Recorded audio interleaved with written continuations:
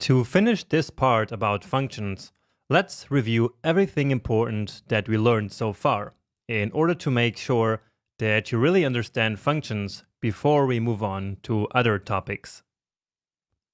And let's start by bringing back and rewriting the function that we wrote before, which is the years until retirement function.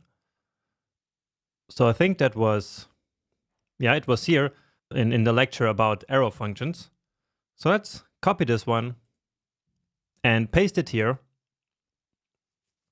And the first thing that we're going to do is to actually convert it to a more normal function expression. So how do we do that?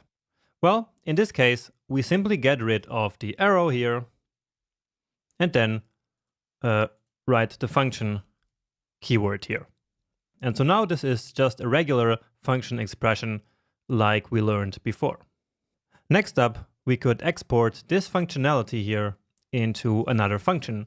So like a calc_h function that we've been using before. So let's do that, because then we can do what we did in the last lecture, which was to call one function inside of the other function. So let's write another function expression here. Calc_h equals a function and then the birth year again. And what we return from this one is simply 2037 minus the birth year. So we already did that before, right? Now you might find it confusing that we have two different functions here with the same parameter names. So this one has birth year and this one has 2. But that's not a problem at all. So this birth year in this function is not at all related to this birth year in this function. They are two completely different parameters, so basically two different variables. We could even have a variable outside of any of the functions, which could also be called birth year. Okay, and we could do that now, but I don't want to confuse you even further. Okay, but what matters here is that this parameter is really like a local variable to each function. Anyway, let's now go ahead and delete this here and instead calculate the age based on the function that we just wrote. And actually we just delete this part here. And so now the age will come from the function calc_h, and what we pass in here is the birth year. So again, it's confusing now with these same parameter names here, but let's quickly call this function just so I can quickly show you the data flow. So years until retirement with birth year 1991 and first name of Jonas. So 1991 will be the birth year here in this function. Then as a first step, this years until retirement function calls calc_h. And it calls calc_h with the argument of 1991. So this one here. And so then birth year in this function also becomes 1991. And so then here the operation will be 2037 minus 1991. And if you find it less confusing, we could change this year to something else. Let's just say year, and it would work the exact same way. Okay, so again, these variable names in these two different functions, they do not have anything to do with one another. All right, but let's actually put it back here because it's good to keep this in mind. Down here, let's actually go back to returning a number and not this string, which for now I will just comment out. So here we call this function, and once more, I'm not going to store it into a variable. So we will just log the result of this to the console. So this should be just like before, 19. Okay, but now I want to show you something, which is to call this function again. Let's say now with Mike, and let's say Mike was born in 1970. And so his years until retirement will be 2. So a negative number, which means that he already retired. So let's quickly account for that. So what we will do is to basically return this number if it is above 0 And if it is below 0, we are going to return something else, like -1 or something, or some special number. So instead of returning simply the retirement, let's take a decision here based on the retirement value. And so that's something that we learned in the last lecture.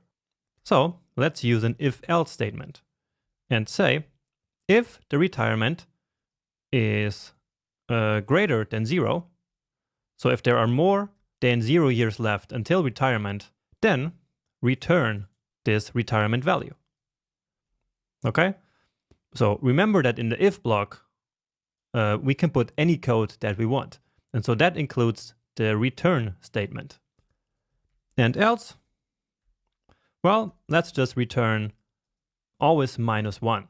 So -1 is kind of a standard number in programming. We could also like return like this. So a number that shows us clearly that this has no meaning. Let's just keep it at number 1, minus number 1, okay? And I'm returning actually numbers here and not a string as we had before, because that's usually what we do, especially when we actually receive a number as an input. So here in this function, we get birth year here as an input, and it's a number, and therefore it's a good practice to then also return a number. Okay, let's try this again. And I will even change it to something more drastic, so 1950, and let's see what we get now. Yeah, so it's -1 now. Great.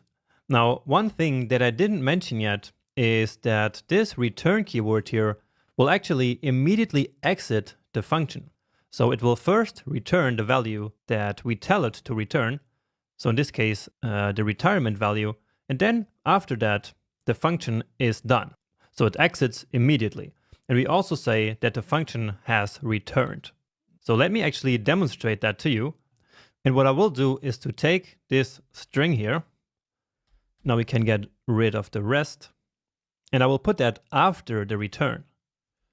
So we will log to the console this string here that we just had. And then here, let's log simply the first name has already retired. And then we can put another emoji here, like this party emoji that I like. And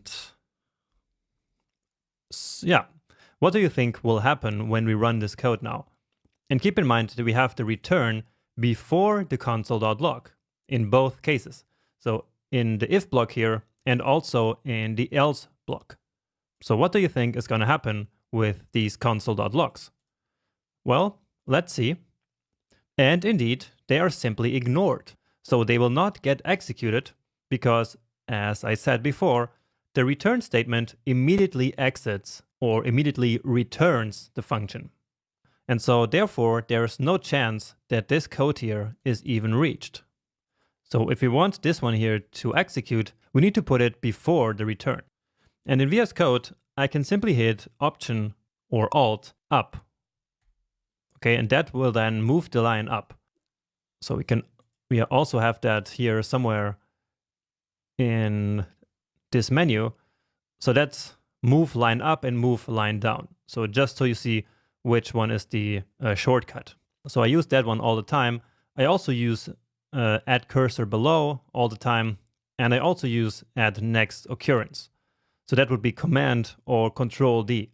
So what this means is that we have, if we have this, for example, here selected, then we can already see all the other ones. But if we hit Command D, then it will actually select that. So you see, now we have these 4 selected. And so we now could replace all of them at the same time. For example, like this. Okay. But anyway, let's go back to what we were doing here. So I just moved the console.log before the return here. And so now there should be a chance that the console.log is actually executed before the value is returned. And so let's do the same here. So again, I'm hitting Option or Alt up. And so these 2 lines changed position. And now Yeah, now it works. So we get the string, and here we get Mike has already retired. Okay, so this was to show you some more things about functions that we had already learned, and also show you something new, which is the fact that the return statement here immediately exits the function. So we reviewed already some things here, but now it's time to really review everything that we learned so far about functions in these first couple of lectures. And here we have the three types of functions that we talked about. So we have first the function declaration, and one particularity about function declarations is that they can be used before they are declared in the code. Second, we have the function expressions, and they are essentially function values that are stored in a variable. And finally, we have arrow functions that are in fact also function expressions, but special ones. And these are great for quick one-line functions where we don't need to explicitly use the return keyword and no curly braces either. I also said that this one has no this keyword, but more about that in one of the future lectures. Now, what's important to note here is that these are three different ways of writing functions, but they all work in a similar way. So all of them can receive input data, they transform data, and then they can output data. It's all optional, but usually that's the things that functions do. And no matter which type of function we use, we can always do these three things. And now let's zoom in a little bit further and take a close look at the structure of a common function, let's say. And this one here is a function statement, but it works the exact same way for all other types of functions again. So first, usually a function needs a function name. So calc_h in this example. Then a function also has parameters. And these parameters are essentially placeholders that receive input values. So as I said before, these are a little bit like local variables of a function. So variables that are defined only inside of this very function. Now, as you also already know, we use functions to reuse pieces of code. And these pieces of code are inside the function body. So this is where the function's input data is usually processed and then returned. And speaking of the return, by the end of the function, we usually have a return statement, which we use to output a value from the function. And also, as I mentioned a little bit earlier, the return statement also immediately terminates the function's execution. We also say that the function returns. Okay, and now about calling the function. We do that using parentheses. So we write the name of the function like we did here with calc_h, and then with the parentheses, we call the function. Because without the parentheses, the function is really just a value. But then with the parentheses, we actually call the function. And we can also say that we run the function, or invoke the function, or execute the function, and all of these terms kind of mean the same thing. Now in this case, since the function actually has parameters, we then call the function with arguments. And these arguments are the actual values of the function parameters. So we use these to input the actual data into the function. And we can also imagine this as replacing the placeholders that are the parameters. Then, once the calc_h function has finally done its job, then all this expression will basically be replaced with the returned value. So in this case, the h that was replaced here. And that h value is what we then store into this h variable. So we use this variable to basically save the returned value that was outputted from the function. Okay? Now, just one other thing that I want to make clear is that this console.log that we have in the function, so in that first line there, has nothing to do with returning a value. This simply prints a message to the developer console, but it has nothing to do with returning. So actually, the console.log is actually just another function call inside the calc_h function, because console.log is itself a function. And so the argument that we pass into the console.log function is what will get printed to the developer console.